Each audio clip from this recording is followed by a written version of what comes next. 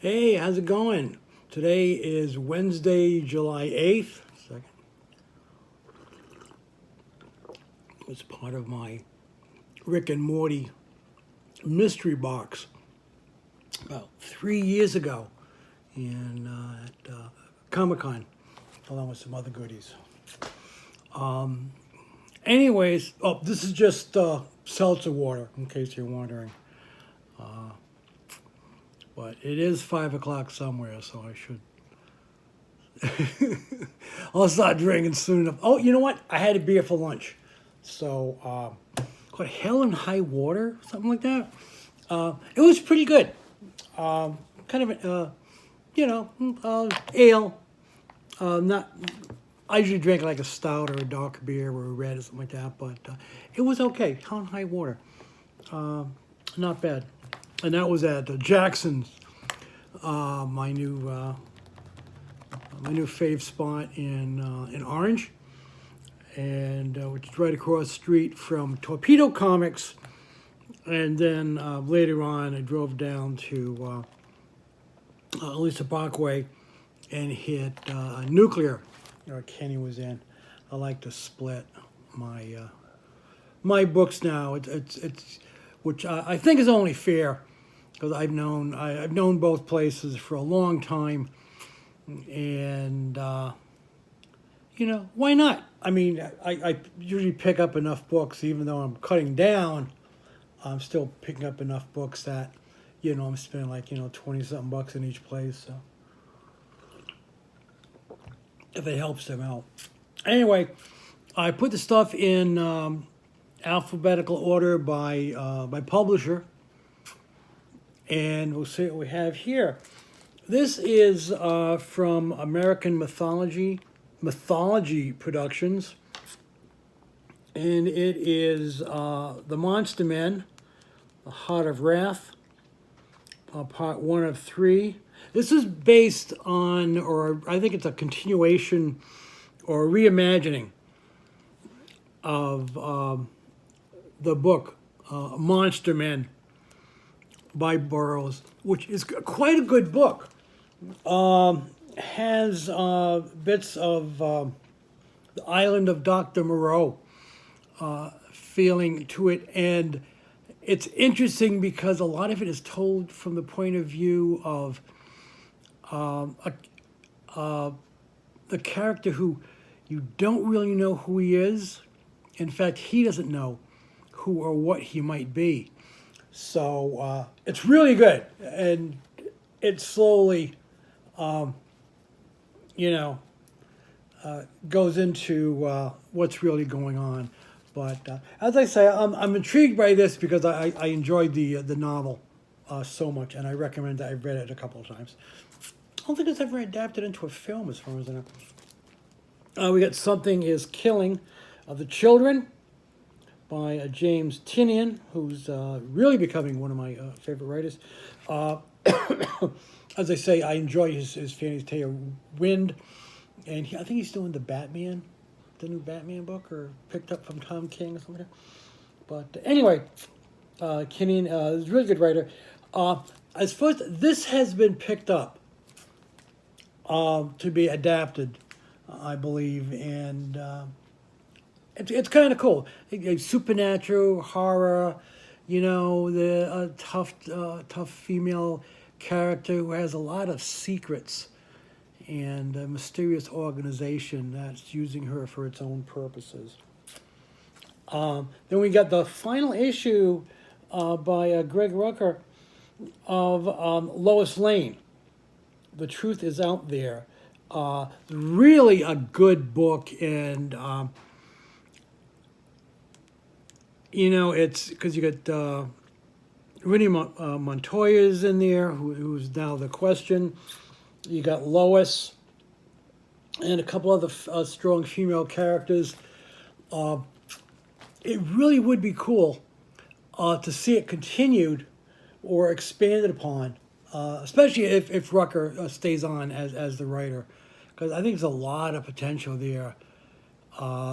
Keep the superheroics to a minimum, and just play up the fact that Lois is in this universe, he was an award-winning journalist. So very good. Sadly, the final issue of Doom Patrol, Weight of the Worlds. I'm sorry about that. This is by Gregory Gerard Ray, who also does Umbrella Academy and some other books. I recommend that. This is Deceased, Dead Planet, a continuation of that series. We just had Deceased Unkillables, which was a 3-issue, and I'm not sure what this is. This is one of 6. I love that cover, that very movie style cover there. Not sure if that's supposed to be Wonder Woman or Wonder Girl. Since it's a blonde, is John Constantine, Dr. Fate. So I'm intrigued. But humanity abandoned Earth. Now they have to go home. So I don't. We'll see what happens with that. As I say, I'm intrigued. The Deceased, the original series and the follow-up are quite good. I'm looking forward to that. We got the 2nd issue of The Death of Nancy Drew. Something was revealed at the end of the 1st issue, but we want to know, who did what to whom, who was or is trying to kill off Nancy Drew, and who's after her. We got the 2nd issue of Adventure Man, which, as I say, it started off as Adventure Man was sort of a Doc Savage type character with his, with his crew, and his journal has been passed along to this young lady and her quite amazing family. We got Oblivion Song number 25. Wow. And in fact, it does say oversized 25th issue by Robert Kirkman, which of course means it could end at any time when Kirkman decides to do something else or gets bored. And again, as I say, Kirkman is a writer who is hit or miss with me. I happen to like this premise. We got from Alex Ross, Jim Kruger, and Well B. We have Marvel's number 4. Love that cover. Right? Love that cover. And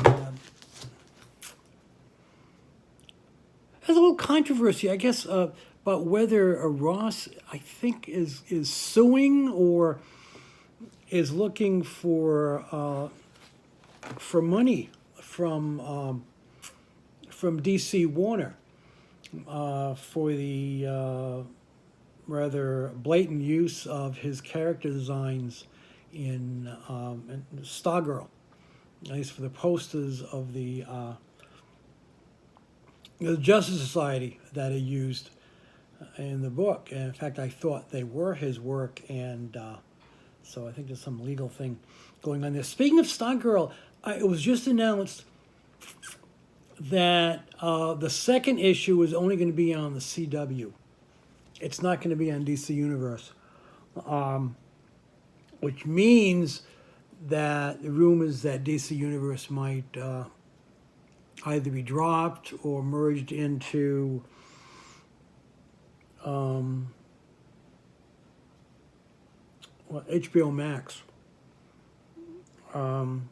which is going to be a disappointment because I don't know. I mean, Stargirl is easy enough to switch over to the CW because it has that feel. Anyways, but Doom Patrol, the Titans, if they come back, and Holly would be very different.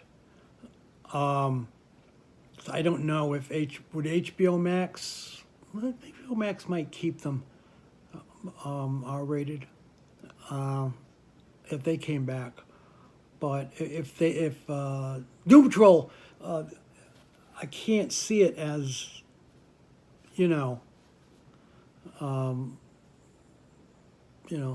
safe. Definitely adult. And Holly, forget it, right? Plus, I actually do read the comics on DC Universe. Although I have admit I never cared for that DC Daily. And this is no offense to the people who are on there. The people who are on there just strike me as overly excited that they were on television, or close to being on television, and I don't want to say they weren't professional. It was just a little too geeky. I mean, it's one thing, listening to that kind of thing on the podcast, but watching them go around and everything, I just never cared for them. I would try watching several times, and it just got to be like, way too up the head of, or up the head, up the, of DC. And, I mean, yeah, they were paid to it, but, still a bit too much. Anyway, sorry. From Marvel, we also get Empire. And last week I picked up Empire Zero Avengers. Now this is Empire Zero Fantastic Four. Thing about this is, when you read the first issue of that, something happens at the end of that, which made me think that, should this have come out first? It was just a weird. It ended in a weird place, and I'm thinking, I must have missed something. So we'll see. From Upshots, we got Old Haunts #2. Like I said, really nice book about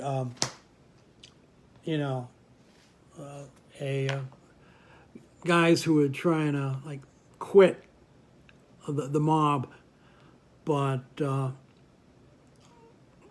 not only isn't the mob happy about that, but seems like they have some skeletons hidden that are literally coming back to haunt them.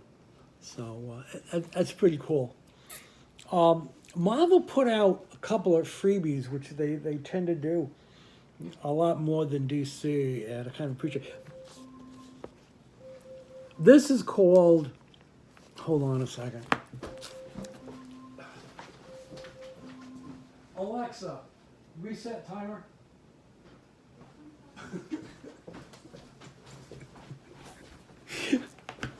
My difficult life, I'm controlled by electronics. Me and Siri is have a usual argument. I forgot that she was on. I have something in the oven, but hopefully I'll finish this in a second. Okay, so this is called previously Marvel Comics, which is kind of cool because it's basically, what the hell's been going on the last few months? I forgot. So that's what this does. It sort of catches you up on where the last issues of various books ended and where they're being picked up. And also, although it's not previewed in here, they remind you that, hey, Peter David is actually going to do an origin tale for the Maestro, which, I mean, things were hinted at back in the old, what was that called? It wasn't Days of Future Past. But I can't remember what it was called. But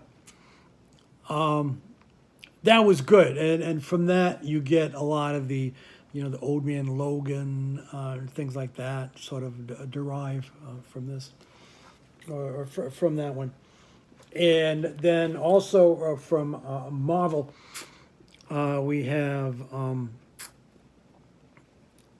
this is Raise Your Swords, X of Swords, a preview, and this is going to be the big X-Men event, not to be confused with the Empire, which is the Marvel Fantastic Four event, or also thing where it says here Null is coming. Well, that's a Venom event.